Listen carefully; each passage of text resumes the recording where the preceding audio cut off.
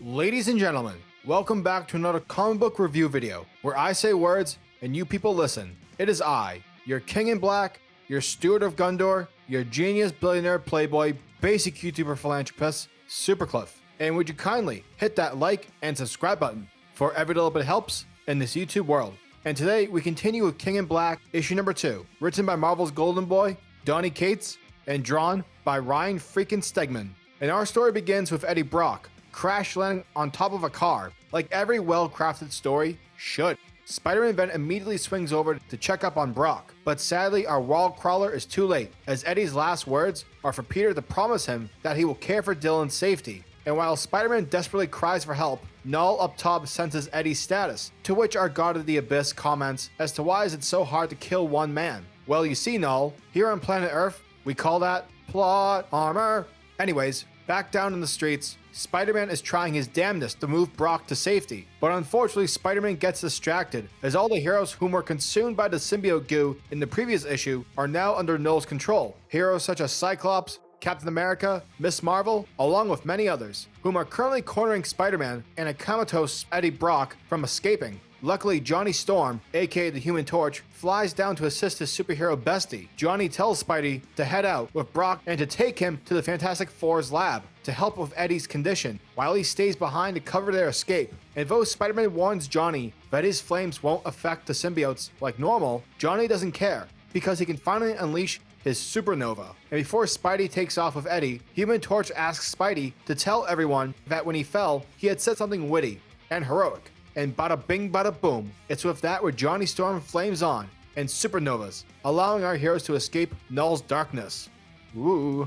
Later at the Fantastic Four's laboratory, a comatose Eddie Brock sleeps while Mr. Fantastic works to help his condition. Meanwhile, Spidey is trying really hard to look on the bright side of things, but sadly Jane Foster's Valkyrie informs Spidey of her gift, that being her ability to sense a person's health is near death. And holy hell is Eddie near death.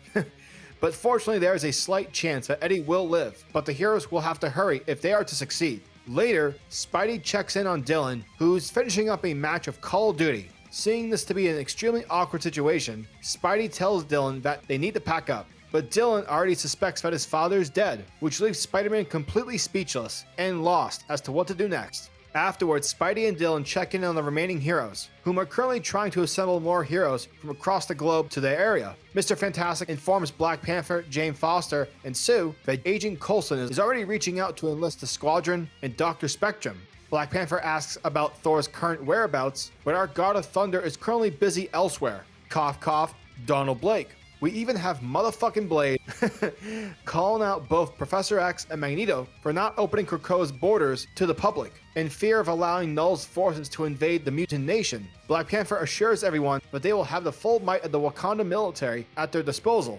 Wakanda forever. And shit, T'Challa even pops the question as to whether or not should the heroes use powers such as the Infinity Stones, the Cosmic Cube, and even the Ultimate Nullifier. Blade is immediately quick to question the usage of such powerful firepower for just one guy, but Black Panther reminds Blade that Knull was the first being born in the void, he has killed Celestials, he's just killed the Sentry, and to add more badassery to Knull's resume, he has already taken over almost all the Avengers and has drowned the Earth into darkness. So yeah, Blade, we should 100% take the King of the Abyss seriously. To which King Namor busts his arrogant self through, scoffing the very mention of the King of the Abyss. For Namor and the people of Atlantis have been fighting the freezing dark for thousands of years, aka the darkest parts of the ocean. That's right, Finding Nemo territory.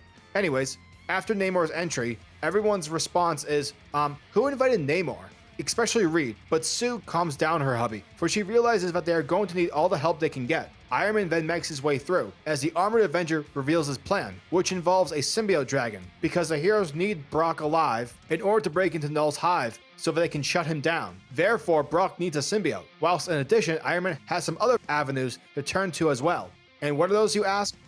Well, check it. Iron Man sends Namor to the bottom of the Marina Trench to awaken some cursed fiends called the Black Tide, whilst Blade heads out to Chernobyl, Ukraine to recruit the Vampire Kingdom, whom are all led by the one and only Dracula. While at the bar with no name, where all the D-list supervillains are currently chilling, they are suddenly offered a large sum of cash by New York's mayor. That's right, ladies and gentlemen, Wilson Fisk, aka Kingpin. And as the forces of good recruit their reinforcements, Iron Man flies by to abduct one of the many thousands of symbiote dragons. And here we see Iron Man pull off this heist by using the Extremis formula, which can rewrite the creature's DNA so that Iron Man can rebuild its functions to serve his needs. Back at the Fantastic Four's lab, Iron Man returns with a symbiote armor, which is dope.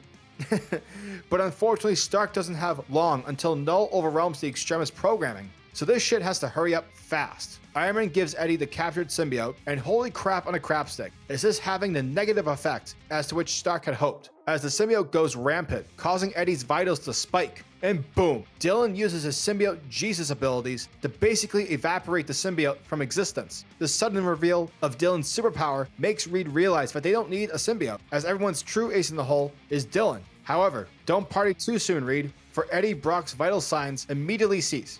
Eddie Brock, a man with a troubled heroic history, is now dead. Dum dum dum.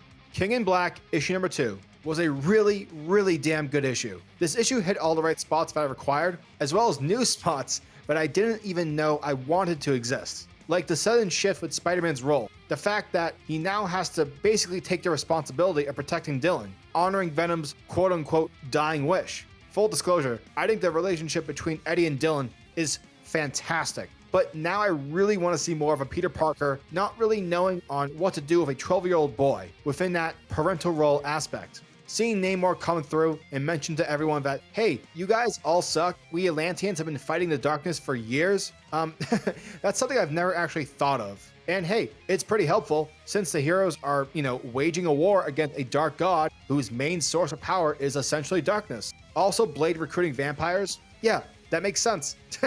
Overall, I'm very pleased with issue number 2, and I'm really hyped to check out issue 3. King in Black, issue number 2, gets a sexy 9.5 out of 10. Giggity goo.